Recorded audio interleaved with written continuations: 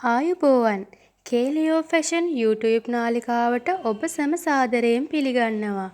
මුල සිට ඉගෙන ගන්න කැමති, විලාසිතා කරන්න කැමති, ඔයාලා වෙනුවෙන්ම රැගෙන එන අලුත් මැහුම් වීඩියෝ මාලාවේ පළවෙනි වීඩියෝ එකත් එක්ක තමයි ඔයා මේ එකතු වෙන්නේ. අද අපි ටේප් එකක් නිවැරදිව කියවගන්නේ කොහොමද කියන එක තමයි ඉගෙන ගන්නේ. ඇඳුම් මහද්දි මිමි ගැනීම කියන්නේ ඉතා වැදගත් කාර්යයක්. ඉතින් අපි ඒ ගන්න මිමි බෙදීම් වලට ලක් කරමින් තමයි රෙද්ද මත හෝ කඩදාසිය මත ලකුණු කරන්නේ. මෙම ටේප් පටි භාවිතා කරමින් තමයි අපි මේ මිමි ගැනීම හා ලකුණු කිරීම සිදු කරන්නේ. ටේප් පටියක එක පැත්තක අඟල් ලෙසත් අනෙක් පැත්තේ සෙන්ටිමීටර් ලෙසත් සඳහන් කරලා තියෙනවා. ඒ අනුව සාමාන්‍යයෙන් ටේප් පටියක දිග අඟල් 60යි, සෙන්ටිමීටර 150යි. මැහුම් කලාවේදී අපි බහුල වශයෙන් භාවිත කරන්නේ අඟල් වලින් නිසා මෙතෙන් පටන් මිමි ලකුණු කිරීම අඟල් වලින් තමයි සිද්ධ වෙන්නේ. ටේප් පටියක සෑම අඟලක්ම ඉරි කැබලි 8ක් මගින් කොටස් 8කට බෙදා දක්වලා තියෙනවා. අද අපි එක් ඉරි කැබලි මගින් පෙන්눔 කරන අගය කීයද කියලා තමයි ඉගෙන ගන්න යන්නේ. එම ඉරි ඔබට පැහැදිලිව පෙන්වීමට අවශ්‍ය නිසා ටේප් පටියේ මුල ඇති සිදුරක් සහිත යකඩ කොටස ඉවත් කරලා තමයි මම මේ ටේප් පටිය සකස් කරගෙන තියෙන්නේ. හොඳින් බලන්න මේ මිනුම් පටිය දෙස. එහි පළමු අඟලට ඉරි කැබලි 8ක් ඔබට දකින්න ලැබෙනවා නේද? රූප සටහනේ එය 1 2 3 4 5 6 7 8 ලෙස අංකනය කරලා තියෙනවා. ඒ කියන්නේ අඟලක ප්‍රමාණය කොටස් 8කට බෙදලා තියෙන්නේ. මෙම රූප සටහනින් දැක්වෙන ටේප් පටියක අඟල බෙදා ඇති කොටස් 8ක ප්‍රමාණය තමයි. මෙම රූපයේ පළමු රේඛාව ශූන්‍ය ලෙස හිතාගෙන ඉදිරියට අපි ලකුණු කරමු. මේ බලන්න. 8න් 1, 8න් 2, 8න් 3, 8න් 4, 8න් 5, 8න් 6, 8න් 7 හා 8න් 8 ලෙස සම්පූර්ණ අඟලක ප්‍රමාණය කොටස් 8කට ලකුණු කරලා තියෙනවා. එම බෙදීම් සුළු කරාම අපිට අඟල් කාල, අඟල් භාගය, අඟල් 3 කාල හා අඟලක ප්‍රමාණය ලැබිලා තියෙනවා. රූප සටහනේ ඒ බව ඔබට පැහැදිලිව පේනවා. හොඳයි, අපි දැන් බලමු රූප සටහනේ රතු පැහැති ඉරි මගින් දැක්වෙන්නේ කුමන ප්‍රමාණයක්ද කියලා. සාමාන්‍යයෙන් ටේප් පටියක පවතින මෙම ඉරි මැහුම් කලාවේදී අපි හඳුන්වන්නේ පොයින්ට් එකක් විදිහට. අපට හමුවන පළවෙනි 8න් එකක ප්‍රමාණය පොයින්ට් එකක් විදියට තමයි අපි සලකන්නේ. ඉන් අනතුරුව හමුවන 8න් 2ක ප්‍රමාණය අඟල් කාලක් ලෙස අපි ඉගෙන ගත්තා. අඟල් කාලෙන් පසුව හමුවන 8න් 3 වන ස්ථානය අපි කාලයි පොයින්ට් එකක් විදියට හඳුනා ගන්නවා. 8න් 4ක ප්‍රමාණය භාගයක් ලෙස අපි ඉහතදී ඉගෙන ගත්තා. එම අඟල් භාගය පහ වුණාට පසුව අපිට ලැබෙනවා අඟල් භාගයයි පොයින්ට් එකක ප්‍රමාණය. 8න් 6ක කොටසක් 3 කාලක් බව අප ඉහතදී ඉගෙන ගත්ත නේද? එම අඟල් 3 කාලයෙන් පසුව ලැබෙන 8න් 7 වන ස්ථානය අප හඳුන්වන්නේ අඟල් 3 කාලයි පොයින්ට් එකක් විදිහට. ඉන් අනතුරුව 8න් 8ක ප්‍රමාණය එහෙම නැත්නම් සම්පූර්ණ අඟලක ප්‍රමාණය අපිට හොයාගන්න පුළුවන් වෙනවා. හොඳයි, එහෙනම් රූප සටහනේ ඉගෙනගත් දැනුම ටේප් පටිය කියවීම සඳහා භාවිත කරමු. හොඳින් බලන්න මෙම ටේප් පටිය දෙස. මෙම ටේප් පටියේ අඟලක දක්වා ප්‍රමාණය කොටස් 8කට බෙදා ඇති ආකාරය මෙම ඉරි කැබලි 8 මගින් ඔබට පැහැදිලි වෙනවා. එම ඉරි මගින් කියවන්නේ කුමන අගයක්ද කියන එක ඔබ මේ වන විටත් ඉගෙනගෙන අවසන්.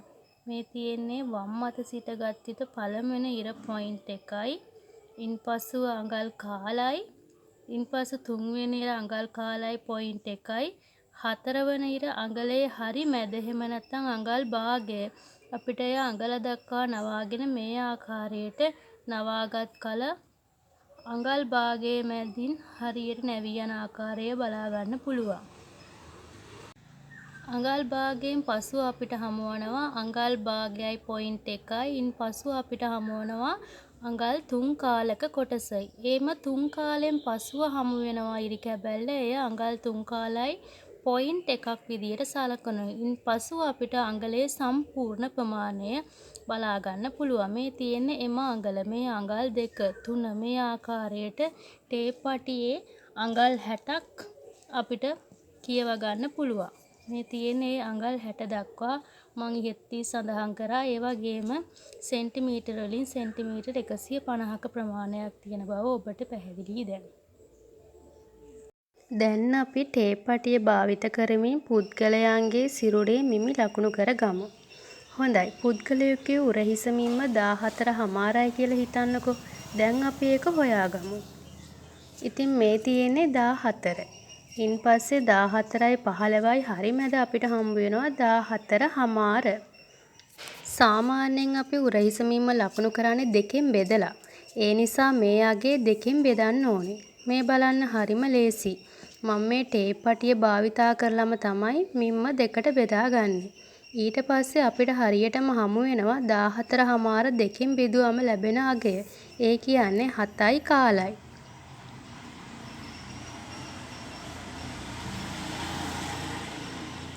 ඉතින් මේ ආකාරයටම ශරීරයේ අනෙක් මිමි ටේප් පටිය භාවිතා කරලම ගණනය කරගන්න අපිට පුළුවන්.